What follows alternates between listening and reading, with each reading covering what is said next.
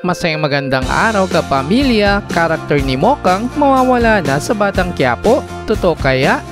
Kapamilya, kamakailan ay naging maugong na usap-usapan sa social media na magpapaalam na daw sa Batang Quiapo ang kapamilya Star Labi-Po para daw planuhin na ang kasal nila ng kanyang British boyfriend na si Monty Blenco.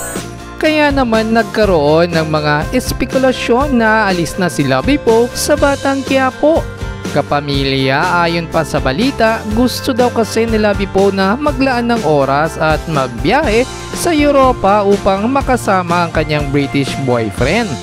Kaya naman tanong ngayon ng mga netizens kung mapapanood pa ba ang karakter ni Labi-Po sa Batang Quiapo sa mga susunod na episodes.